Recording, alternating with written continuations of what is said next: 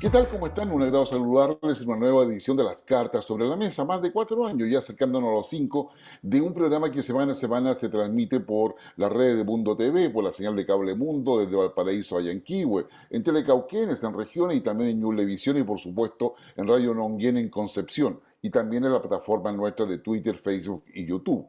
Damos la bienvenida para este mes de enero a quien nos va a auspiciar y nos va a ayudar justamente a mantener este esfuerzo periodístico que hace Infogate.cl y que es Smartic, con quien vamos a conversar acerca de cómo mantener ese interés en las matemáticas, en el pensamiento crítico, en la forma en que podemos acercar justamente los elementos claves para poder conocer y tener un mejor pensamiento desde el punto de vista de las matemáticas, desde el punto de vista de las ciencias. Vamos a saludar primero a nuestro invitado, un senador que está recién electo, que ya nos va a contar por qué regiones él está, a Iván Flores, que tiene una larga trayectoria además política, digamos, y dirigente. Así que, digamos, Iván, un agrado tenerte en nuestro programa La Carta sobre la Mesa y gracias por estar con nosotros. Encantado, Guillermo. Hola, Bernarda. Hola, Mario. Muy buenos días. Buenos días. ¿Qué tal? Bueno, y por supuesto saludamos, digamos, a nuestra psicóloga, ya con también larga trayectoria política, al que por los tiempos que corren, qué sé yo, nos muestra siempre unos lindos aros artesanales que le quedan muy bien por lo demás. Así que, Bernarda, con agrado saludarte como siempre. Buen día Guillermo, buen día senador, Luis Mario. Muy bien, muy bien. Una semana que ha sido bien movida, ¿no? Uy, sin lugar a duda, de eso lo vamos a conversar con el senador y por supuesto Mario está ahí, digamos, digamos, son nuestras orejas, nuestros pensamientos, nuestras intuiciones en la moneda, en ese laberinto donde tanto se sufre, según dicen muchos, y que hoy día Gabriel Boric empieza recién a acercarse a ese edificio emblemático en el casco histórico de Santiago, pero donde se ejerce y donde se simboliza todo el poder presidencial. ¿Qué tal, Mario? Un agrado saludarte. Hola, buenas a todos, ¿cómo están?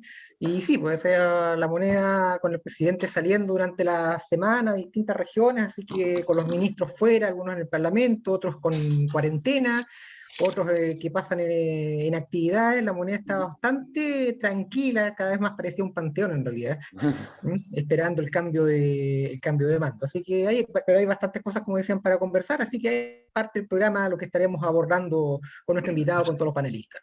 Ok, bueno, empecemos. Iván, tú estás de senador, cuéntanos por qué regiones. Y la primera pregunta, después de toda esa, digamos, descripción, es ¿qué se siente estar en un Congreso que es paritario con un presidente que asume con 36 años, los va a cumplir antes del 11 de marzo? ¿Y cómo se ve la política? Porque tú vienes con una gran trayectoria y ha estado en muchos procesos políticos. ¿Cómo se ve desde tu perspectiva? Bueno, sin duda que va a ser un año complicado y los próximos también.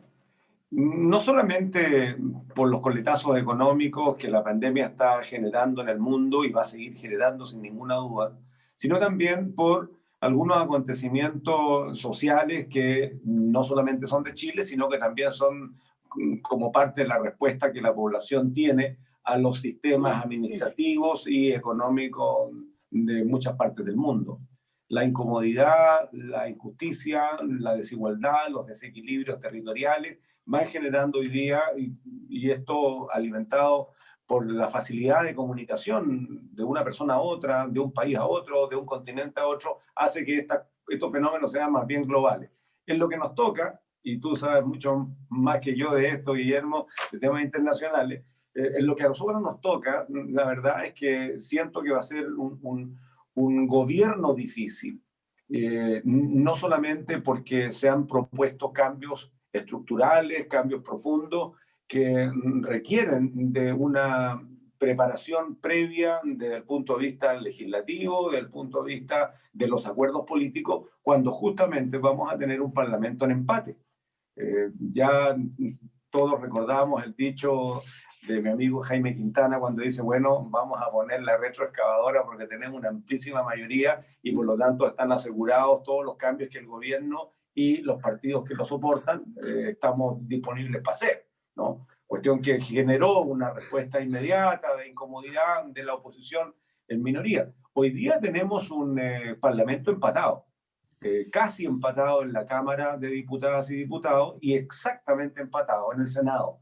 Ahora, eso yo creo que en principio uno lo puede ver como muy complicado para que el gobierno cumpla sus promesas, pero por otro lado también genera la posibilidad de un buen debate, de la búsqueda de acuerdos, de entender que hay temas de Estado que ya no aguantan más y que por lo tanto quienes han tradicionalmente defendido al mundo empresarial, por sobre todas las cosas, hoy día entienden de que ese mundo empresarial, estoy hablando del gran empresariado, tiene que cambiar. O sea, no puede seguir habiendo una concentración de la riqueza y del poder tal como ha venido ocurriendo en las últimas décadas en Chile, y todos hemos sido participantes de aquello, como también de lo permisivos que hemos sido como comunidad y como instituciones en justamente permitir que se haya generado un ambiente donde el libre mercado ha estado en una condición de poca libertad, sino que más bien de un mercado tremendamente distorsionado en donde ha dado pie a la economía del abuso. Todo eso condiciona un Chile complejo, un Chile que puede ser convulso nuevamente, en donde volvemos a tener indicadores que nos preocupan mucho, Guillermo. Yo creo que, por ejemplo, la próxima reclamación social, para no hablar de estallido, puede ser, por ejemplo, por vivienda. Nunca habíamos tenido más de 1000 campamentos en Chile, nunca. Cuando llegamos a los 800 casi, a mediados de los 90, se estructuró un programa denominado Chile Barrio, que duró mucho tiempo, que estaba orientado exclusivamente a buscar solución para erradicar, más que erradicar 800 campamentos. Hoy día, en este momento, tenemos más de 1000. Más de 1000. Entonces, bueno, ese es el escenario, pero hay que trabajar en ese escenario. Sí, no, y no va a ser fácil, Bernarda. Quiero primero felicitar al senador porque no solo hoy día asumir una elección popular con la votación que el senador sacó, además, porque subió su votación, eso es muy bueno cuando uno participa en política y sobre todo en la región del sur, que son a veces tan distanciadas, senador, respecto de sus propias problemáticas, ¿no? De relevar esto de mirar a Chile a veces solo con los ojos del área metropolitana o de lo que sucede en el área metropolitana, cuando a veces sus problemas también están presentes en el sur, ¿no? Con problemáticas también distintas. Si bien decía usted que efectivamente esta semana ha sido una semana compleja y para el gobierno que viene también complejo, ¿no? Por cómo se distribuye el poder en el legislativo, claramente a mí lo que me llama la atención es cómo se resuelve temáticas que son importantes para Chile a partir de determinar qué es lo que se quiere hacer y para dónde vamos como país sobre lo que sucedió esta semana con el litio, por ejemplo, ¿no? Y donde ustedes ayer como Cámara de Diputados se retiran de la sesión que estaba convocada a las 3 de la tarde justamente para que un órgano del Estado delibere y piense respecto de qué hacer con esto y qué hacer con las riquezas de Chile, ¿no? Que tiene que ver con momentos de ponerse a pensar. Yo lo digo en ese lenguaje más sencillo para nuestros auditorios, ¿no? Quienes nos escuchan, y que tiene que ver con que Chile es de todos, decimos, es de todos y de todas. Y eso implica poner a disposición la institucionalidad que tenemos para poder pensarlo, ¿no? Esto yo lo encuentro gravísimo lo que sucedió ayer, desde el punto de vista de nuestra república, del Estado. Es como cuando el pillo quiere ser más pillo, quiere ganar ante toda situación que se le dé de contexto, ¿no? Y hay una pregunta, y senador, como de la reflexión para poder compartir con usted, así como, ¿cuál es la idea del gobierno en esto? Nosotros no tenemos precedentes de accionar como este de mandatarios anteriores. Después, uno podría preguntarse, bueno, pero ¿qué es lo que se está pensando? ¿O esto es una derecha descarada, que le da lo mismo lo que se piense de ella, o contumaz, ¿no? Que en el fondo es persistir en una acción sobre la cual, digamos, le dé exactamente lo mismo, cual sea la opinión pública, la opinión de sus copares en función, digamos, de la gobernanza, etcétera. Bueno, en mi tiempo, cuando di la prueba de aptitud académica hace cierto rato, la letra D era todas las anteriores. Mira, de verdad, a ver, no nos sorprende, a mí no me sorprende lo que ha ocurrido ayer. y por eso fracasa esta convocatoria de sesión especial, porque teníamos, aunque sea lejana, la esperanza de que el gobierno hubiese dicho, a ver, no puedo reversar una licitación internacional porque en definitiva está en juego también la credibilidad país, ya hay un proceso muy avanzado que fue acelerado. Lo que se pidió no era reversar la licitación, lo que se pidió era sujetemos un poquito la adjudicación, porque uno licita, se presentan las empresas, se evalúan las alternativas y finalmente se resuelve cuál es la más conveniente y se adjudica. Lo que ocurre, y no solamente porque lo dijo el equipo de Boric, sino que porque además muchos de nosotros pensábamos que este proceso acelerado en el último segundito del gobierno, primero se ve mal, que en el último segundo del gobierno se tomen decisiones que a los ojos de muchos de nosotros son cuestiones que requieren una discusión un poco más profunda. La propia licitación de estas 5 cuotas, de las cuales se adjudicaron 2, perfectamente podía haberse esperado un momento para que la Convención Constitucional hubiese tomado una determinación de qué vamos a hacer como Estado respecto de algunos bienes que son estratégicos y además no renovables. Bueno, ya con el bosque nativo pasó algo parecido, discúlpame, hago un paralelo, que no es lo mismo porque el bosque nativo se puede recuperar, espero, algún día, pero lo que hicimos fue ir floreando el bosque nativo, y florear el bosque significa buscar el mejor árbol, el más recto, el más limpio, el más grueso, el más encachado, porque nos da mejor madera y ganamos más plata. Cuando esto se ha hecho sostenido en el tiempo, lo que hicimos fue degradar el bosque. ¿Qué es lo que queda ahora del poco bosque nativo? Quedan los árboles chuecos, los árboles que crecen mal, los árboles que están todos agujereados porque no se le ha hecho un manejo sanitario, ¿te fijas? Y por lo tanto, ese bosque es muy poco maderiable porque no permite tener una explotación que tenga un precio interesante en el mercado. Entonces nos quedamos con lo peor. En el caso del litio se ha venido floreando también el mejor litio, la mejor ley, lo han dicho muchos expertos. Entonces era el momento de haber dicho, aguantemos un poquitito, si ya tenemos una convención constitucional que está trabajando sobre una nueva constitución, que vamos a tener que tomar decisiones de Estado, y eso va a ocurrir no en 20 años más, va a ocurrir en un par de meses, a lo cual Chile también va a tener que manifestarse. Sin embargo, se hace la licitación y cuando se le pide, ok, ya estamos en licitación, pero sujete la adjudicación para que agreguemos un par de cosas y corrijamos otras.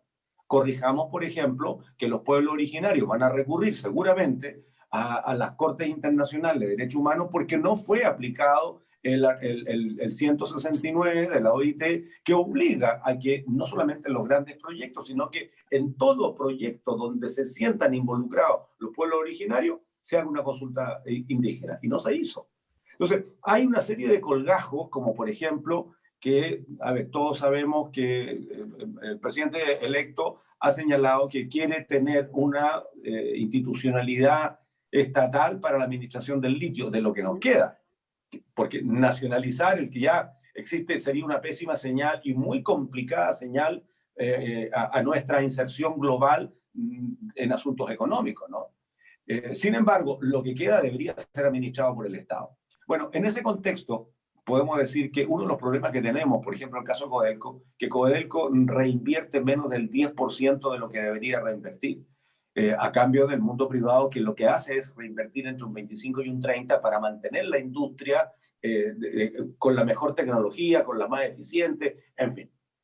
Bueno, si tenemos ese desafío por delante, hay que invertir en I+D, cuestión que en este caso no estaba. Yo creo que Sebastián Sichel en su momento, cuando estuvo en Corfo, cometió un tremendo error garrafal, que fue sacar esta administración del litio de la Corfo y pasarlo al Ministerio de Minería. Y ahí borrón y cuenta nueva con todo lo que se venía generando con manejo tecnológico de la explotación minera. Cuando tenemos un mineral que es escaso en el mundo, en donde ya Argentina, que tiene una condición menor, pero parecida a la de Chile, no solamente está explotando el litio, sino que además está agregándole valor, está produciendo baterías. Nosotros vendemos la sal, tal como vendemos los salmones. Le sacamos las tripas, la cabeza y lo vendemos. Y en otros países se hace una industrialización mucho mayor, se le agrega valor. lo que hacemos con los chips de madera y en otros países lo transforman en muebles. En fin, yo creo que el gobierno malamente está terminando de la peor manera. Y está terminando de la peor manera en un tema sensible,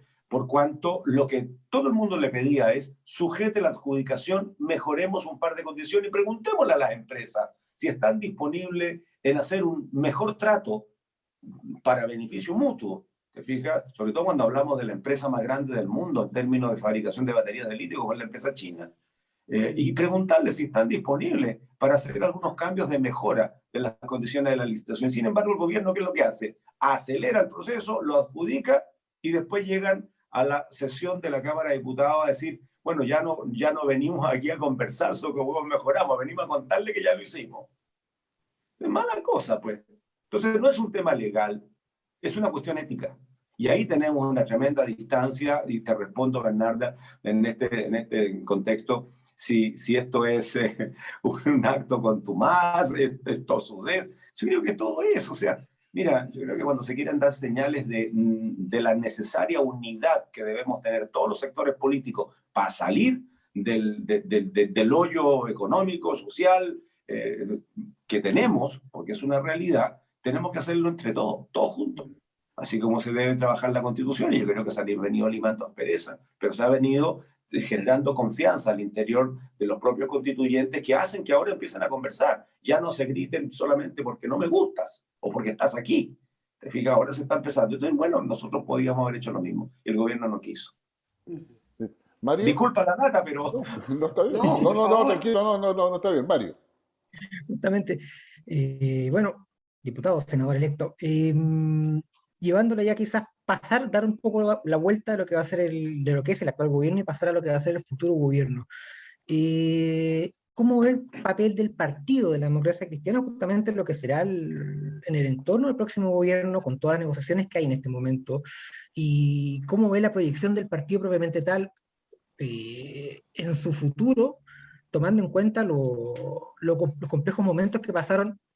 Ya vienen arrastrando algunos complejos momentos desde años antes, pero también con todo lo que significó la elección de la candidatura presidencial, los problemas que tuvieron con sus socios, con el Partido Socialista principalmente, y ahora cómo proyectarse también, porque hubo otros quiebres en el momento de elección presidencial, algunas renuncias, algunas ex figuras del partido que trataban de influir dentro de las decisiones de la colectividad.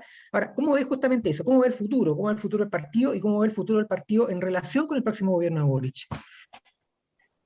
Me encantaría decirte, Mario, que seguimos siendo el partido más grande de Chile, que seguimos teniendo toda la adhesión de la centroizquierda. Me encantaría decirte que estamos en la mejor sintonía con la ciudadanía. Pero debo ser honesto, y debo ser honesto porque a mí me interesa lo que le pasa a mi partido. Decir o hacer un discurso, a ver, que nos conforme un poquito, la verdad es que sería faltar a la verdad.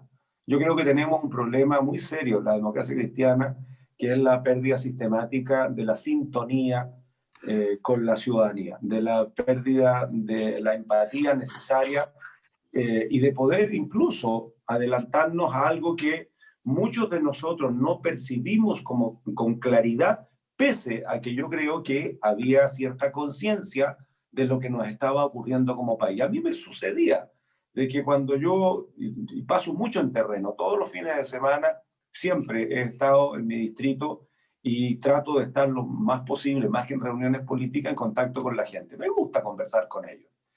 Y cuando veo a los adultos mayores que van a una reunión y se tratan de poner su mejor ropita y tratan de mantener un poco el estilo de vida y el nivel de vida que tenían cuando eran económicamente activos y tienen que volver a trabajar después de la jubilación haciendo lo que puedan, arrastrando muchas veces la incomodidad de tener una cadera que le falla, una rodilla que le falla, porque tienen que esperar 4 años para que el GES de verdad los atienda. Y yo les miro las caras y siempre hay como un optimismo, siempre hay como unas ganas de salir y los miro y digo, ¿qué estamos haciendo? ¿Qué estamos haciendo? O sea, esta persona que llega a esta reunión y todavía a sus 80 y no sé qué, tiene el ánimo y tiene las ganas y tiene la esperanza y no tenemos respuestas. porque lo que estamos construyendo es un sistema de salud que responde tarde. Puede que responda bien, pero cuando una persona se ha invalidado 4 años esperando que le tome la radiografía, que lo vea el especialista y que finalmente le den hora para mejorar la cadera y lo operan uno, porque después tiene que pasar otro tanto para que lo operen la otra, eso no es la respuesta que como Chile debíamos haberle dado. Bueno, fuimos perdiendo sintonía y el colmo de los colmos fue esta, y quiero colocar las cartas sobre la mesa, pero además agregarle un plus. Y así me gusta, así he actuado en mi vida. Me he equivocado 2 millones de veces, pero intento hacerlo. Además de poner las cartas, coloquémoslas con la pinta para arriba. Aquí no hay ni puede haber argumento oculto. Cuando entramos a la economía del abuso, claro, al principio se dijo, bueno, fueron unos tales por cuales, 2, 3 dueños de farmacia que se pusieron de acuerdo y un medicamento que costaba 3, llegaron a un acuerdo para que uno cobre 10, el otro 12 y el otro 15, de tal manera que el que cobra 10 venda, aunque vale 3. Todos nosotros dijimos, pero, ¿qué es esto? ¿Con quién están abusando? Con los más vulnerables, con los más pobres, con los que más necesitan remedio, que son los viejos, y se gastan el 40% de la pensión en remedios, pudiendo, en fin, todos sabemos esa historia. Pero cuando sigue ocurriendo, y ocurre con el papel confort, ocurre con los pollos, yo estuve 2 años dando la pelea por una colusión que nunca la Fiscalía Nacional Económica quiso demostrar que era colusión, que fue el mercado de la leche. Estaban matando sistemática y premeditadamente el mercado de la leche porque las productores le estaban pagando 180 pesos cuando les costaba 220 producir. ¿Y por qué? Porque las empresas dominantes son filiales de la cooperativa más grande del mundo, que es Fonterra, en Nueva Zelanda, y por lo tanto lo que hacían era matar la producción nacional para importar cada vez más la leche en polvo que venía de Nueva Zelanda. O sea, un negocio burdo, horroroso, que lo que estaba haciendo era terminar con un artículo de primera necesidad chilena. ¿Y qué hacíamos nosotros en el Estado? Mira, al par techo, porque la economía de mercado es intocable y porque para qué nos vamos a preocupar y quebrarnos la cabeza con producir en Chile cuando hacemos una orden de compra e importamos lo que queremos del mundo. En ese contexto perdimos sintonía como partidos políticos, no solamente la democracia cristiana, los partidos tradicionales perdieron la sintonía porque además sus respuestas son extremadamente lentas, son burocráticas, son lentas y muchas veces parciales. Entonces, a mí me da mucha lástima de un partido que fue el partido de las grandes reformas. Pedro Aguirre Cerda primero con la reforma educacional, ¿te fijas? Luego la democracia cristiana con Frei Montalva, con todo lo que se hizo, ¿para qué la vamos a repetir? La gente arriba de 50 la conoce. ¿Y qué pasó entonces? Ahora, también nos han dado duro algunos que se olvidaron que fue la democracia cristiana la que salvó muchas vidas defendiéndolos justamente en los tiempos más duros de la dictadura. Bueno, en todo eso no se ha visto, excepto una buena selección de personas que han tenido votos como para ser electos y tener una buena representación como partido. Pero hemos perdido una cantidad de militantes importante y yo creo que hemos perdido muchos afectos ciudadanos. Seguimos teniendo la mayor cantidad de alcaldes, seguimos teniendo la mayor cantidad de concejales, seguimos teniendo la mayor cantidad de gobernadores regionales. Eso es un buen discurso, ¿no? Y es una buena presentación.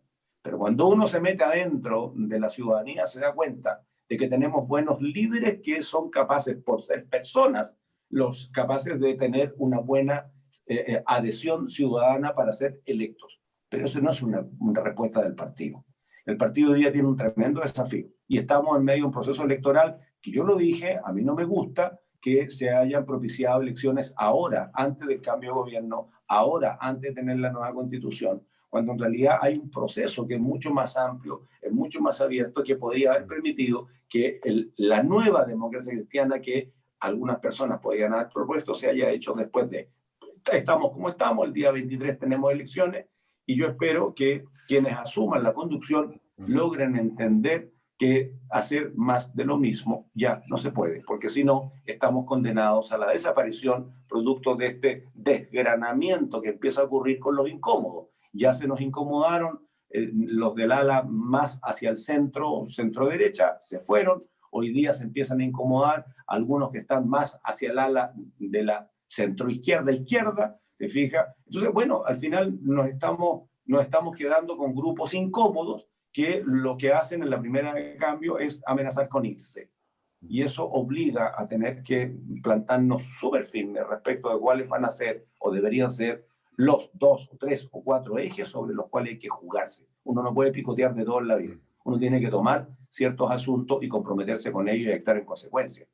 Sí. Ahora, respecto del gobierno, y con esto termino, tiendo a ser latoso. Gabriel Valdés siempre me decía, Iván, no explique tanto, no explique tanto. Decía, bueno, pero respecto del gobierno, aquí de nuevo tenemos un poquito un desorden a la hora de las vocerías. No sé si será por cuestiones personales, en fin, la naturaleza humana es compleja. Bernarda lo sabe muchísimo mejor que yo.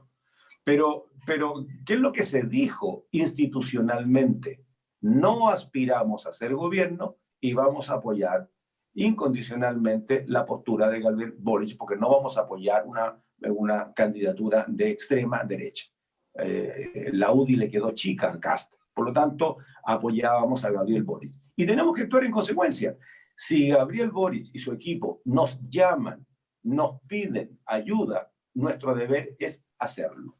Eso no significa andar con 40 currículums debajo del brazo a ver dónde encajamos, por legítima que sea la necesidad de pega de algunos elementos. Yo estoy hablando de otra cosa. Estoy hablando y presiento que va a ocurrir.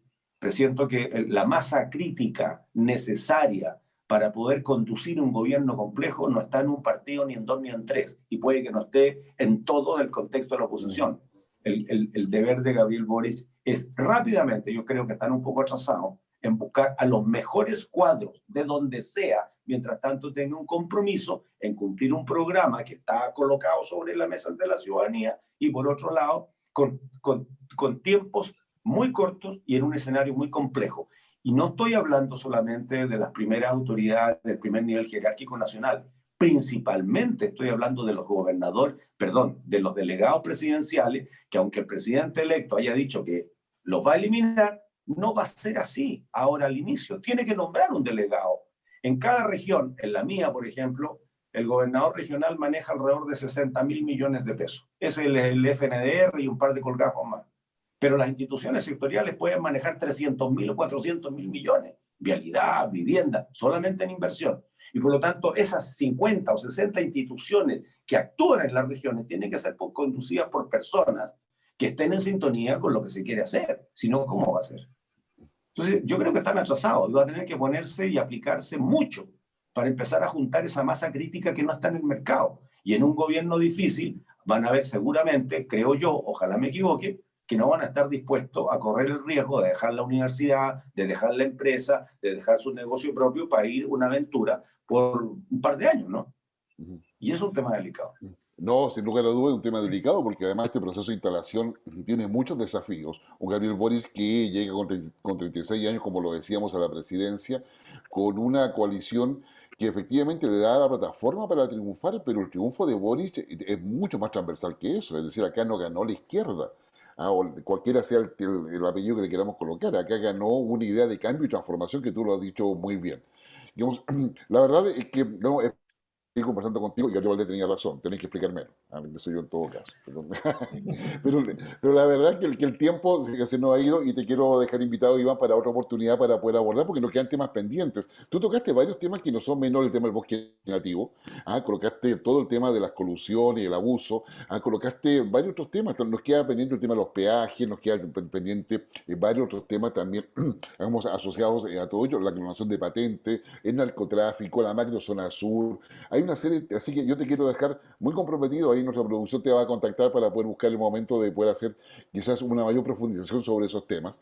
Y bueno, y agradecerte muchísimo tu buena disposición para estar con nosotros en las cartas sobre la mesa. Yo encantado, Guillermo, Bernardo, Mario. Prometo tratar de apretarme un poco más y ser más conciso en la respuesta, pero con mucho gusto aquí vamos a estar. Después del 23, después de la elección, deberíamos tenerlo nuevamente. Como ustedes quieran, con mucho gusto. Ok, así que muchas gracias, Iván, muy amable. Nosotros, como nos vamos a una pequeña pausa y regresamos de inmediato con las cartas sobre la mesa.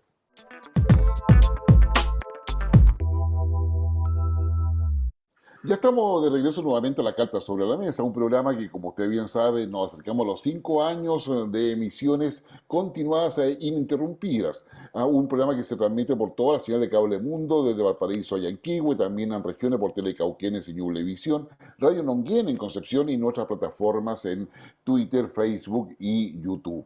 Ah, Estamos dando la bienvenida ahora junto a Mario y Bernarda a Javier Arroyo. Javier Arroyo es parte de esta empresa que nos está acompañando durante el mes de enero, aquí es Smartic.com, una empresa que se dedica a lo que es educación virtual a través de Internet y que va orientada particularmente a cómo enseñar matemáticas a los niños, o también comprensión lectora. Es decir, es necesario leer para tener mayor claridad de pensamiento. No voy a decir inteligente, porque la inteligencia tiene un montón de cosas que sería necesario un seminario muy largo para poder explicarlo. Pero entender que digamos, lo que se está diciendo, lo que se está leyendo y llevarlo a la acción, significa tener pensamiento reflexivo. Yo aprendí ya de muy joven, a raíz de estudio de ingeniería, de que hay una simbiosis evidente entre filosofía y las matemáticas.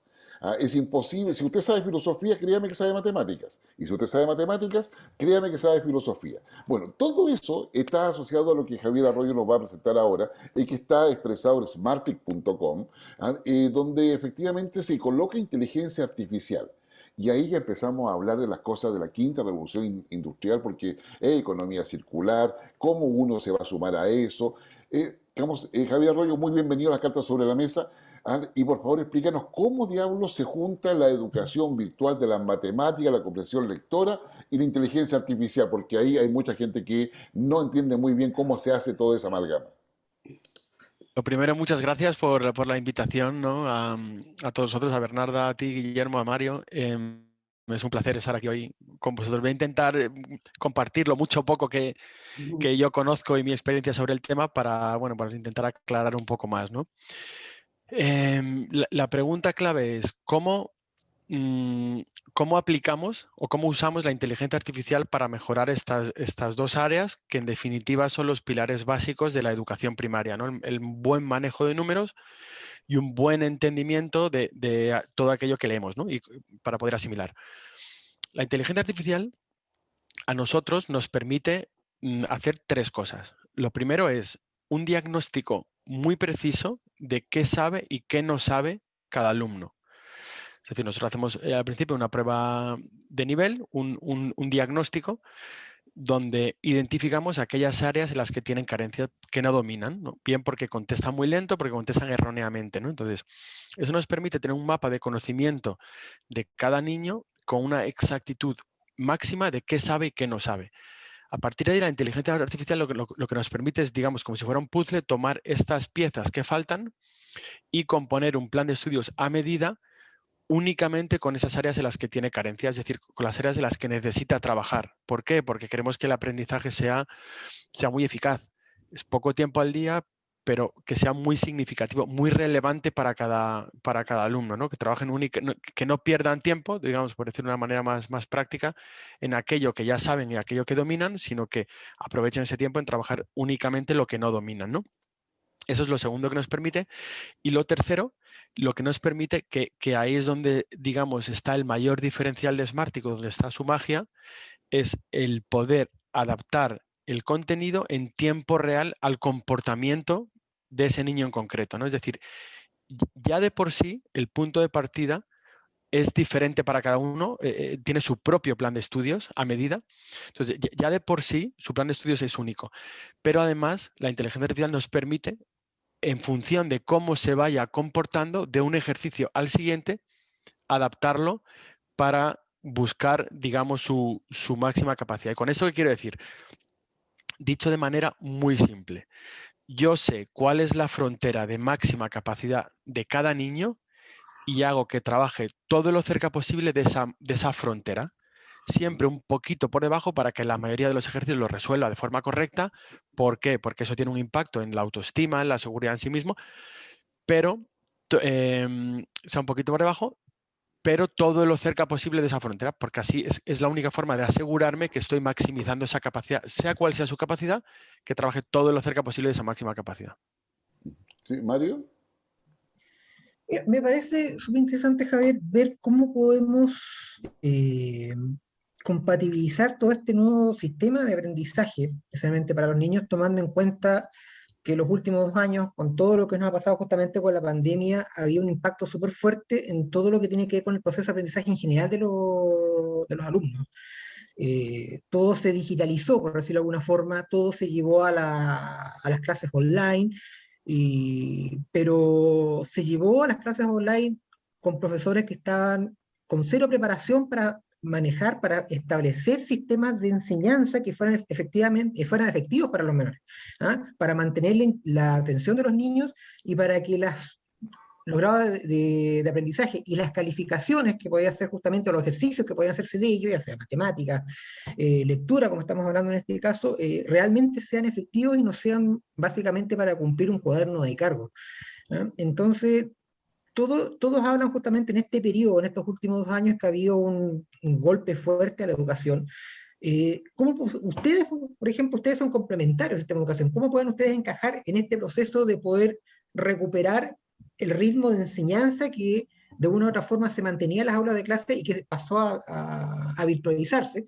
Y tomando en cuenta que ahora, por ejemplo, acá en Chile, vamos ahora supuestamente en marzo, eh, si es que todo va bien con el tema Presencialidad. de la variante Omega, la variante Omicron, perdón, los alumnos van a volver a clase, van a estar nuevamente en clases presenciales. Pero ¿cómo podemos recuperar? ¿Cómo pueden ustedes, por ejemplo, poder ayudar justamente a que los alumnos recuperen el tranco, no quedarse atrás y poder recuperar los niveles y rapidez de enseñanza que uno espera, por lo menos especialmente en los menores? La verdad es que la pregunta es muy buena y muy amplia, ¿no? Por ir por partes.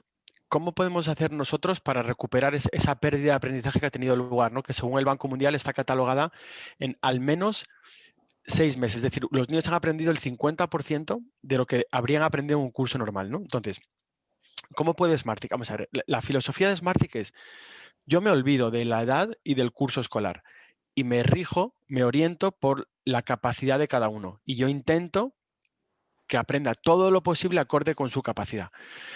Entonces, es totalmente complementario y a la escuela, al sistema estándar o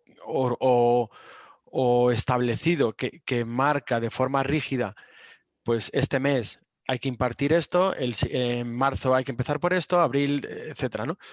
Yo me olvido de eso y digo, a ver, este niño qué sabe y qué no sabe. Y yo voy rellenando, digamos, esos huecos que se ha ido dejando a lo largo de años, y en cuestión de meses, 3, 6 meses, los niños que hacen Smartick se suelen poner por encima del nivel de su clase, ¿no? Entonces, ¿esto por qué ocurre? Al final, esto es un entrenamiento y si ese entrenamiento es a diario, es mejor que si tú digamos, es mejor hacer todos los días un poquito que no un día 2 horas de matemáticas, ¿no? Un solo día a la semana. Es mejor hacer todos los días 15, 20 minutos. Eso punto 1. Punto 2. Si ese entrenamiento es a medida, es mejor que si es un entrenamiento genérico, ¿no? Entonces, los niños con Smartick mejoran mucho.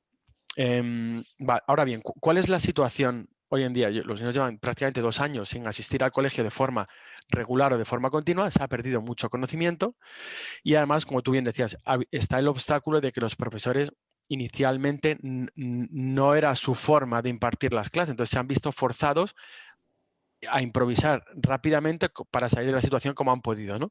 Con un gran esfuerzo personal por parte de las familias, de los profesores, de los colegios, ¿no? Entonces, se ha hecho lo que se ha podido, ¿no?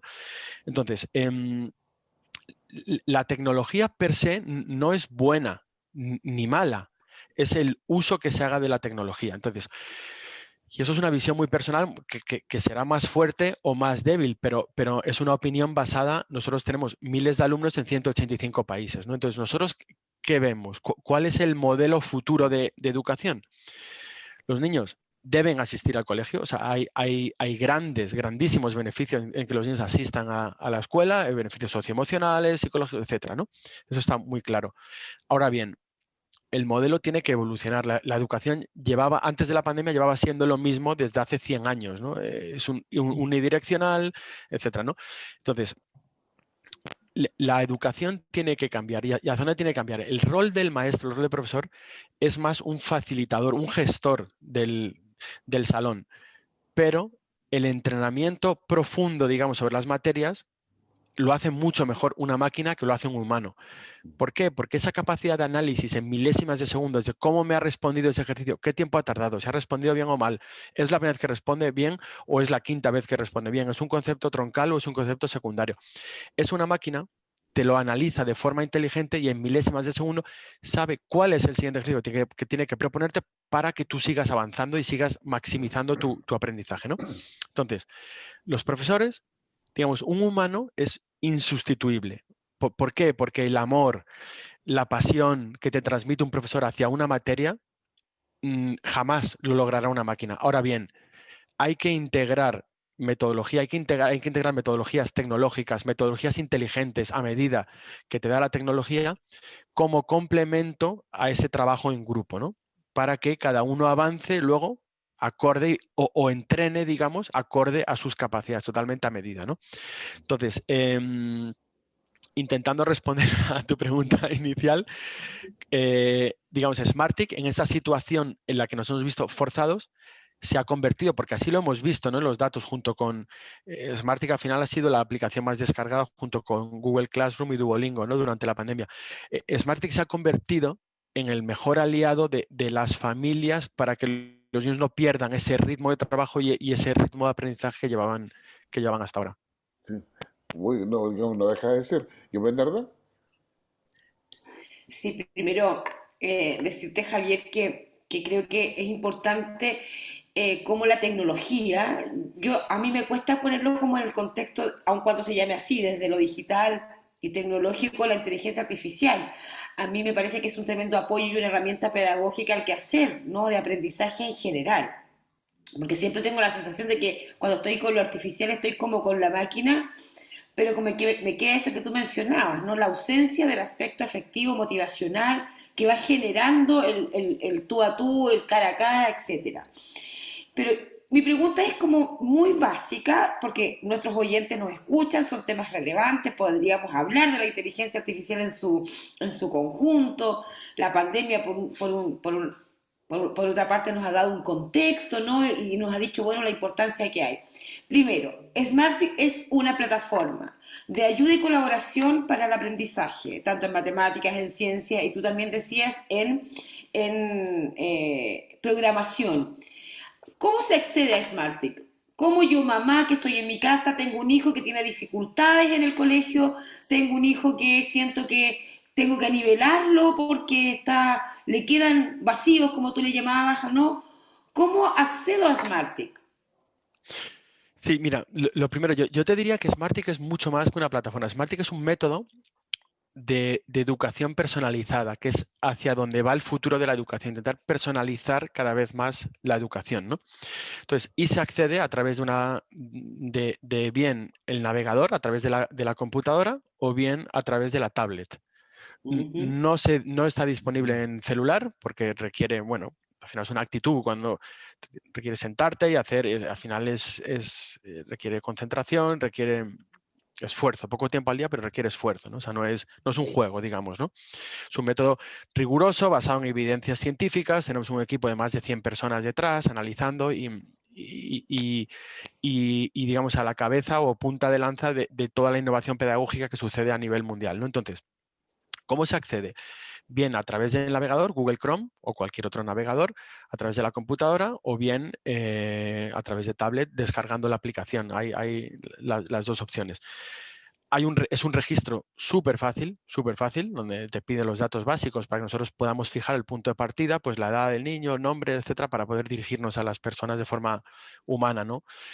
Y a partir de ahí son todos los días, idealmente todos los días, si algún día no se puede, tampoco es algo súper grave, idealmente todos los días es un cuarto de hora por materia, un cuarto de hora por matemáticas y un cuarto de hora por lengua, ¿no? Dentro de matemáticas, nosotros trabajamos muchísimo la lógica, el razonamiento, que los niños aprendan el por qué hace las cosas, que lo entiendan, no solamente repetir y mecanizar operaciones, sino que sepan aplicarlo y sepan resolver problemas. También hay un módulo específico de programación, el pensamiento computacional sienta la base de la programación, va a ser la habilidad más requerida en los futuros trabajos el día de mañana. Entonces, al final la programación es un lenguaje, ¿no? Pues cuanto antes empiece, mejor.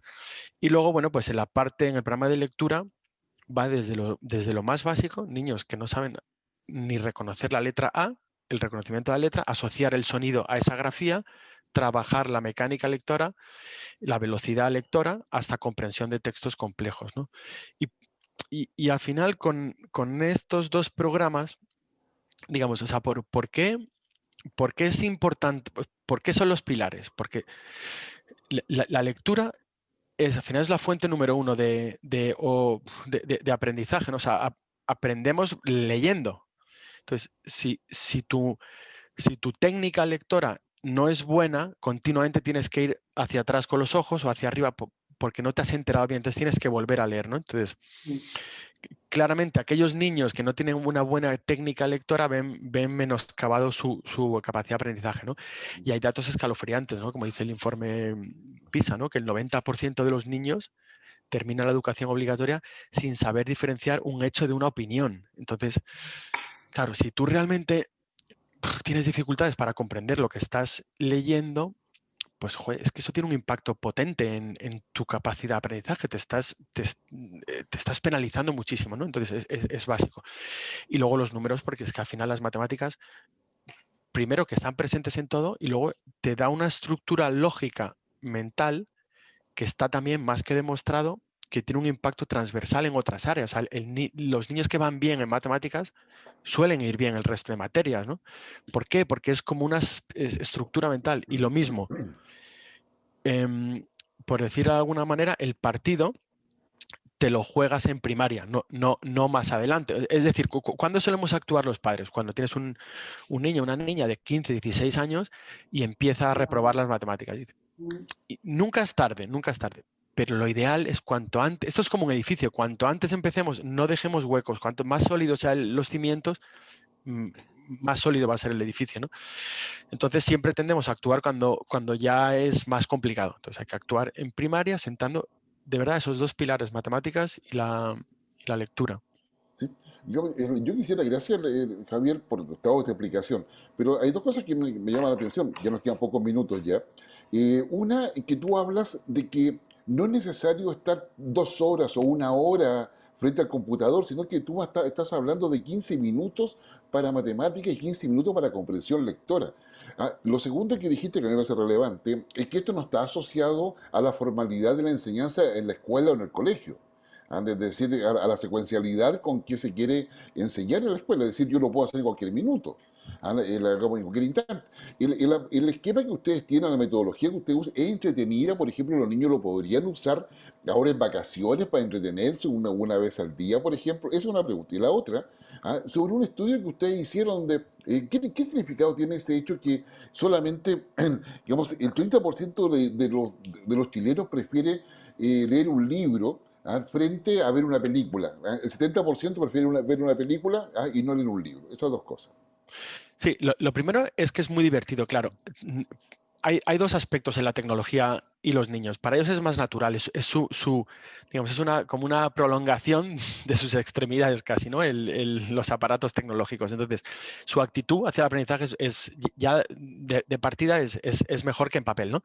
Y luego, segundo, Smartick está muy optimizado, lo que se dice hoy en día está gamificado, pues según van avanzando, según van progresando, van ganando estrellas, van ganando premios, tienen un pequeño avatar, un personaje donde le pueden comprar, tienen mascotas, tienen plantas, les pueden dar de comer, pueden regar las plantas, pueden comprarse accesorios. Entonces está muy orientado a esa mentalidad de juego de tal manera que ese componente motivacional lo tienen. Entonces, en verano, el día es muy largo, da tiempo para que jueguen fuera, pasen tiempo en la naturaleza. Es un cuarto de hora, media hora al día, ¿no? Entonces, hay tiempo suficiente y de verdad es importante que los niños mantengan un poquito de actividad intelectual durante el verano para que cuando regresen a las clases no sea tan traumático, ¿no?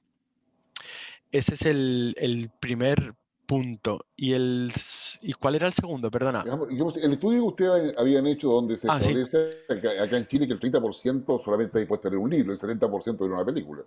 Bueno, eso al final es un reflejo de la sociedad en la que vivimos, ¿no? Digamos, es más fácil poner Netflix, encenderlo y consumir pantalla y lo que vaya apareciendo es más fácil que tomar un libro, leerlo, entenderlo, digamos, se juntan varias cosas. La cultura del esfuerzo, digamos, ha disminuido un poco en esta generación de niños. Y segundo, la concentración, la atención, la capacidad de atención ha bajado muchísimo.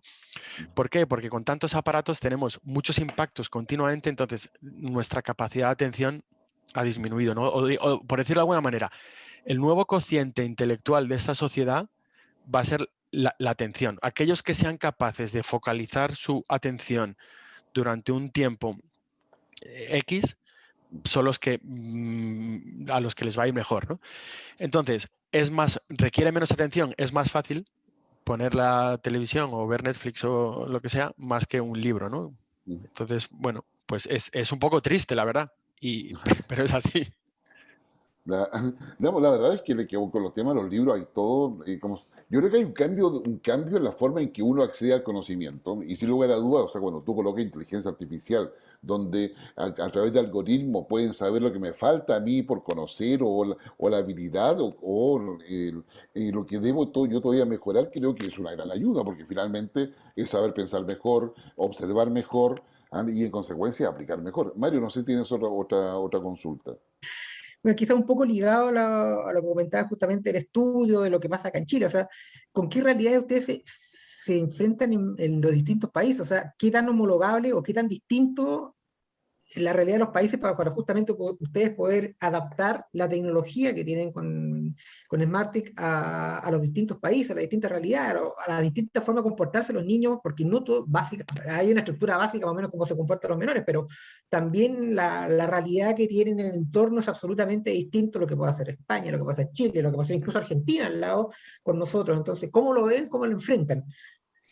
Sí, nosotros lo que hemos desarrollado es un algoritmo, un conjunto de reglas inteligentes que se adapta al niño, al margen de, o sea, no damos no presuponemos nada, ni para la edad, ni para y lo que hacemos es trabajar para adaptarnos como un guante a cada uno. Entonces, la realidad, como tú bien dices, es muy diferente. Por lo tanto, tenemos que adaptarnos a cada país y a cada caso en concreto, ¿no? Y es cierto que hay diferencias. Hay pues los países anglosajones que van un poquito por delante en todo eso que hablábamos del consumo de horas que pasan frente a la pantalla, es muy superior a los países latinos. También hay un problema de conectividad, donde la conectividad no es igual en Europa que puede ser en Latinoamérica, que puede ser en Estados Unidos, ¿no? El porcentaje de la población con conexión estable a Internet pues varía mucho, y eso condiciona también el acceso al conocimiento, ¿no? Afortunadamente, bueno, los tiempos van siempre hacia una conectividad año tras año cada vez mejor, y llegaremos a un punto en el que todos tengamos conectividad, ¿no? Entonces, nosotros intentamos adaptarnos a la realidad de cada país y sobre todo a la realidad individual de cada alumno. Sí, ya. Bernarda, ya para ir cerrando? Sí, yo estuve mirando, explorando tu página, me parece una página muy didáctica además.